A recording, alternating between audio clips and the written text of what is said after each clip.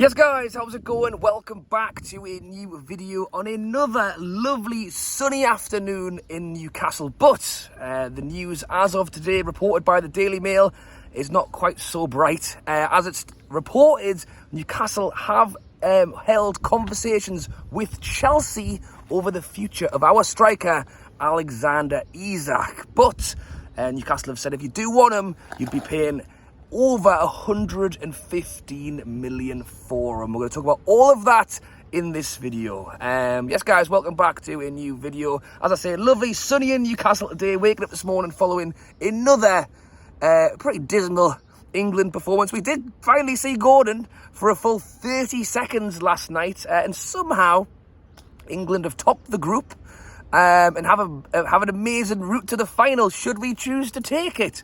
So we will see how we get on with that one. But as always, despite the fact that the Euro's on, there's still plenty to talk about in the world of Newcastle United. I want to quickly touch on, as I say, Isak, but I also want to mention a couple of other bits and bobs that have been going on. So obviously we were heavily linked with Dominic Calvert-Lewin. It was reported over the last few days that Newcastle have pulled out of the race for that player. And I talked probably too much about this one, about the fact that I don't mind him as a player, but if we're paying 30-40 million for him, and the reports were that Everton were wanting as much as, I think it was 38 million, like on a guy who's permanently injured, has injury record, barely scored last season, and has a year left on his deal. Like, it's just crazy. And I think part of it really was more down to the fact that the discussions were that Madueke Minteh was potentially heading the other way.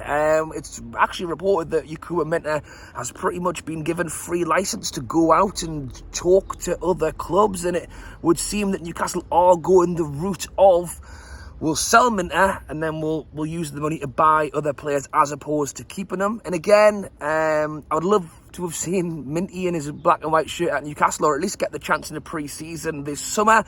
But if we are going to get 40 million for a 19-year-old lad with sell-on clauses, buy-back clauses, you know, I can get on board with it. And I also think it's partly due to all this, again, PSR stuff, because they reckon that Newcastle need to kind of sell players before the end of this month.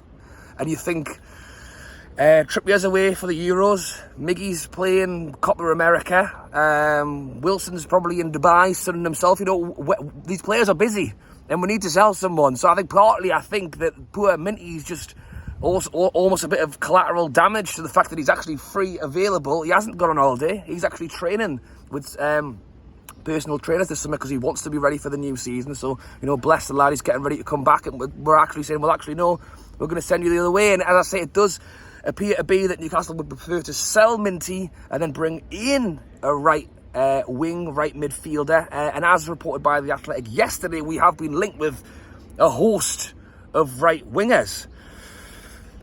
I say linked, I think it's not as necessarily as, it hasn't been reported as linked, it's almost been reported as interest, and there's a kind of a list on the Athletic article which I think mentions Bowen, Somerville, but I think the one that appears to be top of Newcastle's list is Madueke, the Chelsea winger. He was actually, he's English, again, comes into Eddie Howe's love of bringing English players in. He was actually part of the, I'm pretty sure, he was part of the under-21 squad when they won the World Cup last year, or the year before, or whenever it was. So yes, highly talented player. Chelsea brought him in for, I think, around 30 million. He was one of the, you know, when Chelsea were bringing everyone in on 15-year contracts, he was one of them. He came in on a 7.5-year deal just a couple of years back. I think when he first came in, he got quite a lot of game time. I think last season he has actually, I think he still did get like 25 appearances for Chelsea last season, and he did score a handful of goals, but I think they were kind of playing Carl Palmer in a similar spot. And as I mentioned, Chelsea were obviously one of the teams that was in for Elise, and I think it kind of fitted the mould that if Elise went to Chelsea, then we would come in and get Madueke, and then it kind of follow in a bit of a chain. Obviously, that chain is broken now as Elise has gone to Bayern Munich, and it was kind of thought that maybe Madueke would stick with Chelsea and maybe fight for a spot. But as I say, in this new fun world of player trading, as Darren Eales likes to call it, to some degree, I think there's always going to be the room for option there. And look, I think he's an exciting player. He's just 22 years old.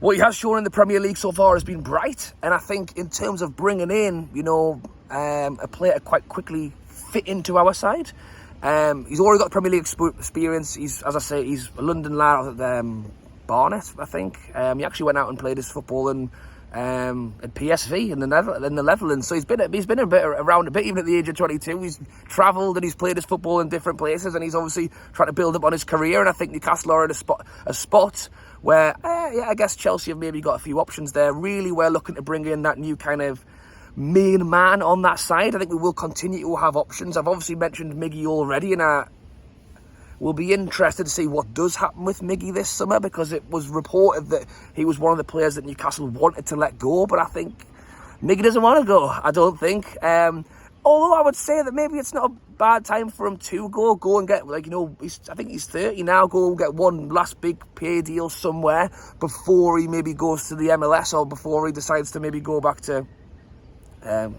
playing back over in his Paraguay or whatever. So yeah, we will see. And I think for me, Murphy's fine. I think Murphy's fine as a squad player who could fit in and do bits and bobs. But really, we want to go and get a man who is going to play on that side. Quick, pacey, attacking, you know, sounds good to me. And as I've mentioned already, he's a Chelsea player, currently 7.5-year deal, and we are heavily linked with him, which makes me presume that Newcastle are potentially already chatting about what players Chelsea have available. And then, as reported by the Daily Mail this morning, I think when the two clubs have been in conversation about this, that and the other, well, it appears that Alexander Isak has now popped up in the conversation, and that Chelsea are very much interested in the reported over 115 million striker. And look, who's not interested? Who isn't interested? He's awesome. And you know what, we've kind of discussed about the likes of a Minteh kind of getting pushed out. You know, I would be devastated if we let Isak go. The talk from the owners and Eddie Howe has always very much been, we want to keep our best players. We just literally got over the line with Bruno's release clause the other day. That was great news to see. And look, it's not to say that someone still can't come in for Bruno at the late hour, but I think we've kind of put the ball back in our court with regards to Bruno. Now that the transfer, the release clause is kind of over, we can, if someone can offer 200 million, we'll go, no.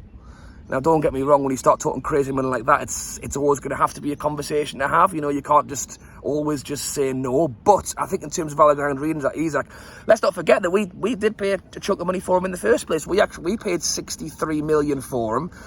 He's come in, he's done a fantastic job at Newcastle when he's been fit, and I think he's only going to get better. You know, I say that if we bought him for 63 million, how much is he worth now? Easily over 100, and I think once you go in at 115 plus, you know, I just can't. Look, I never like to put my leg on the line with these kind of things, but I just can't see it happening. I mean, first of all, Chelsea are struggling. Well, who knows what Chelsea's doing with money? Somehow they've got an unlimited pit of it. I don't know if they're going to have to go and sell there are, well, rumours anyway, that Chelsea's going to go sell their training ground so they could buy more players. And as I've mentioned already, who isn't interested in Alexander Isak? He's been a fantastic player. You know, I think Haaland's been amazing this season. He's just an absolute machine putting the ball away. But Isak really suits our side with the quick press, and he's good on the ball as well. You know, Haaland puts the ball in the back of that. Isak can do that too, but Isak brings a lot of extra stuff to the game that I think in Newcastle right now needs that. And as we're trying to build to go forward, build to get back in the Champions League, build to play in the Champions League again, PSG at home again, we need players like Bruno and Isak. And the impression I'm getting with Newcastle this transfer window is that we've got some select players that we want to bring in to try and build the side and make it better. We're not having an overhaul here. Like, we want to keep Bruno, we want to keep Isak, we want to build on what we're going to do. Now, it's Craig Hope as well from the Daily Mail who was reporting this, and he said that if Chelsea were to try and bring the player over, they would have to break their own record fee, which was 150 million that they paid for Caicedo. Like, don't get me wrong, who knows, maybe it was the beers last night, but waking up like today, hearing it, I don't know if I want to consider any amount of money for Isak. Like, he's so perfect at how we work, and if we want to go and do well, there's like the strikers we're being linked with is Dominic Calvert-Lewin. There isn't any strikers out there, you know. We could sell him for 300 million, and still struggle to buy a replacement striker who's going to be as good as Alexander Isak. You don't just go around picking strikers off trees, you know. So I think Newcastle need to be careful with this one. I think they're smart to immediately tell them that they're going to have, if they want him, they're going to have to absolutely blow the bank out. But just because you get all that money doesn't mean you can spend it. Doesn't mean you can find an adequate replacement. And if we've got that amount of money, you'd want to go and get someone better. And I honestly, to have a player he's bedded in now, he's had that Premier League experience, he's ready to go this season. To lose him would be huge, going like full stop. And yeah. You know, as I say, unless you start going astronomical fees, like 200 million a world, I think you struggle to accept any offer for Alexander Isak. But you guys can let me know your thoughts on that one down in the comments below. Thank you for watching, as always. Drop a like, subscribe if you haven't already. Loads of videos coming out at the moment. In what has been a crazy kind of 4 to 5 days in the world of Newcastle transfers. Thoughts in the comments. Thanks for watching, and I'll catch you later.